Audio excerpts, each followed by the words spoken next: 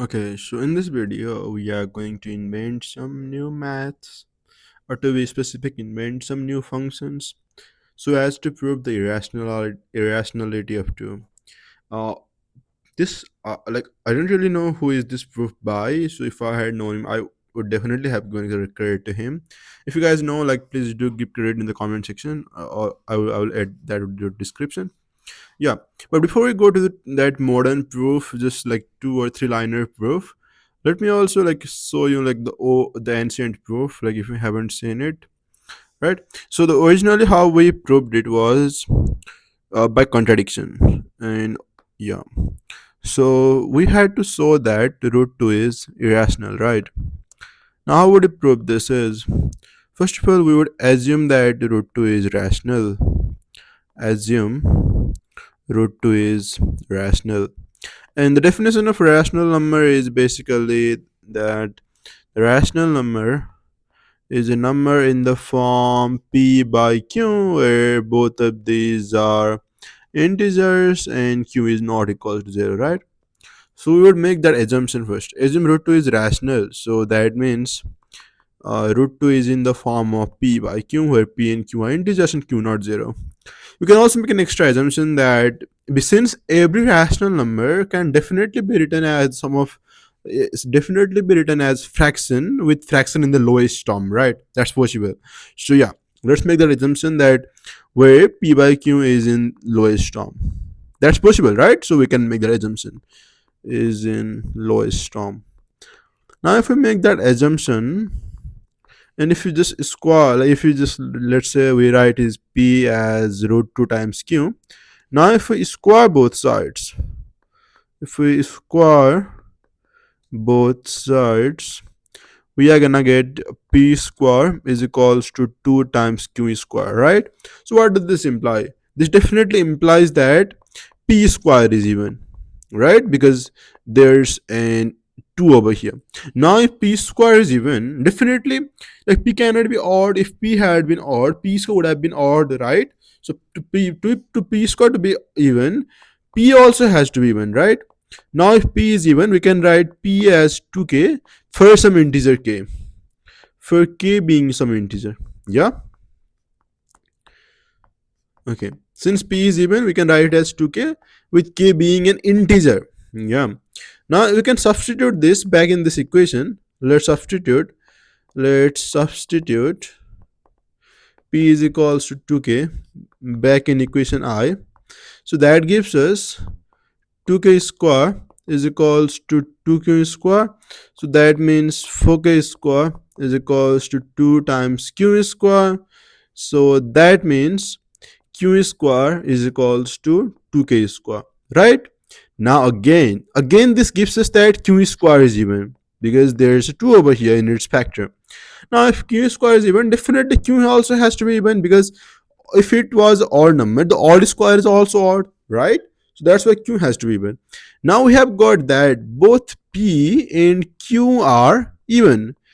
So that means if both p and q are even, definitely one of their GCD is, the one of their common factor should be 2, right? Should be right. One of the common factors should be 2, right? Because they're even numbers. Now, since they have a common factor, this contradicts our assumption that the root 2 we had assumed that it's a rational number in the form p by q where p by q is lowest term. So since p by q is not in lowest term, that contradicts our assumption. So that means this assumption followed from the first line, where the first line said that root 2 is rational. So therefore, due to contradiction, we can say that our assumption was wrong. So due to which we got the wrong result. So that means root 2 is not rational. That means root 2 is irrational. Did you get that? Like if the assumption, that assumption could be made because any rational number can be written as a fraction in the lowest term, right? And that assumption gave us a contradictory result that the fraction was not in lowest term, though we had assumed that it was in. And yeah, so due to that contradiction, we we should say that our assumption was wrong, and that's why root 2 is not rational, so root 2 is irrational. So yeah, this is one of the ancient proofs, right? Now let's go into a good modern proof that's really a short. But for that, we need to introduce one more function. Our new function is going to behave just like the log function. If you know the log function, yeah, it will behave in a similar manner. So we will name our new function also as log, but this real log, the real log, right? This is our new function. Okay, now how I define the new function is this new function log of x will return the maximum power of 2 dividing that number, dividing that number. So let's say if I have log of 4, the answer is 2 because the maximum power of 2 that divides 4 is 2, right?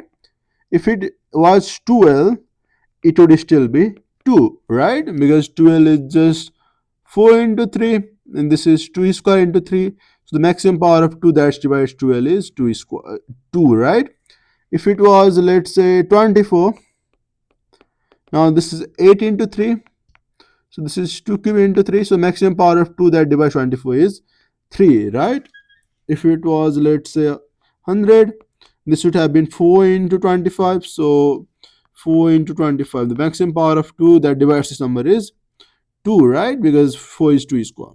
Okay, now we can see how it works for integers. Now let us see how it works for the product of integers.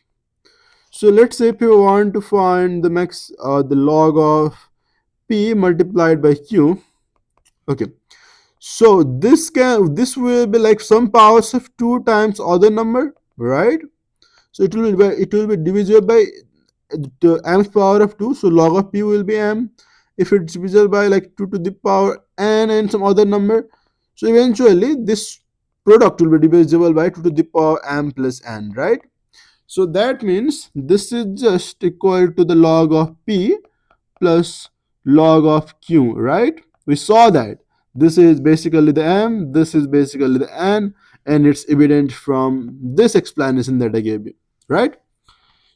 So let's say if you want to try this, if you want to find the log of, let's say, 12.8, so this is log of 12 plus log of 8. Log of 12 is 2 plus this is 3, which is 5. Now this is also 96, and this is basically 2 to the power 5 times 3. So yeah, this is also 5. So you see that it holds true, right? Okay. Now this property also holds in log, this original log function. So that's why I said that they are almost similar. Now not just this, there's one more property that holds true.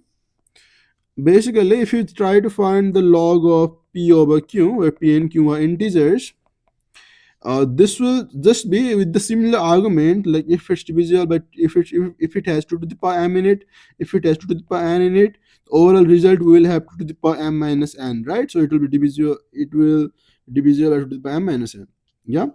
So basically, we can also extend this definition to not just dividing by 2 to the power of 2, but what power of 2 does this expression contain, right? Because if you have like 1 over 4, of course we can see it as this has like negative power of 2, right? So I can say that this new log function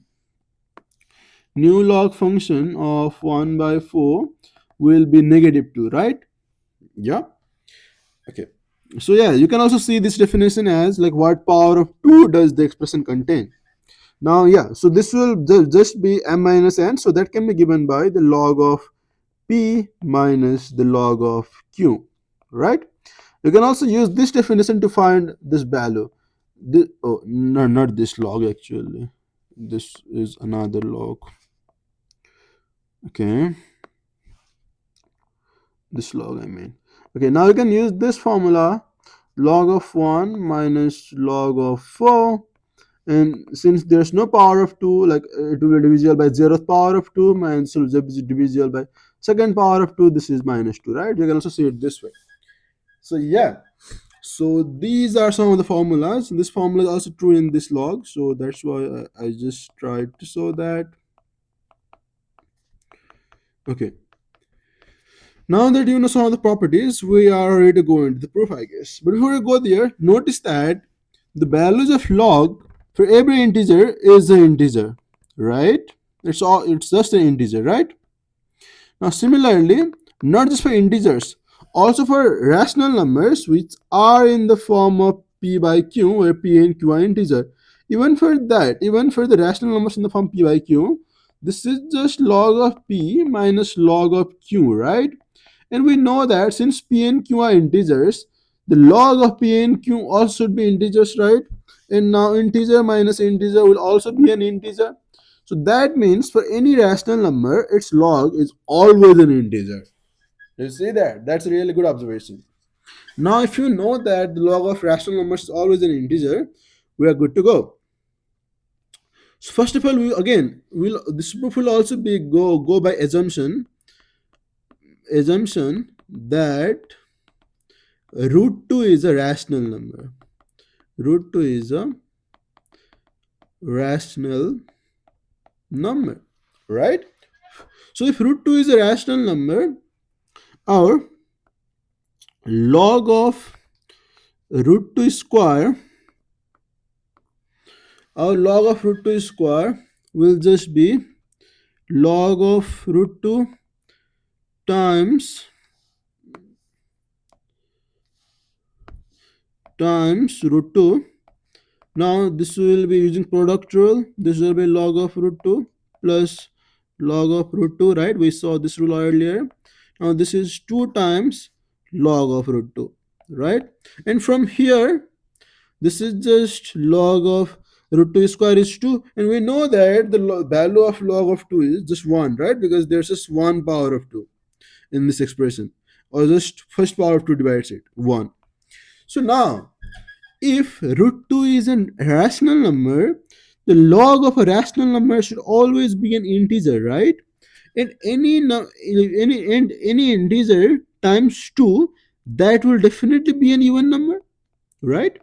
Now, but in the left hand side, we have an odd number. We say that even number is equal to odd number. Can that be true? Of course, no. So, of course, the even number cannot be equal to odd number, right? So that's why there is a contradiction. And yeah, for like we to get a contradiction, we should have started with the wrong assumption or wrong result, right? So yeah, the contradiction makes us sure that the assumption was wrong. So that means the assumption that root 2 is a rational number is wrong, which tells us that root 2 is not a rational number. That means root 2 is an irrational number. This is how this proof works. This proof was pretty simple, I guess. Yeah, we first had to we did have to establish some properties of log first, and after we had established that, after that the proof was pretty simple and just 3 lines thing, right? So this was it. This was the modern proof of the irrationality of root 2. Hope you enjoyed the video. Thanks for watching. Do share it with your friends if you like this video, yeah, so that they can also enjoy it. That's it. Look forward to seeing you in upcoming videos too.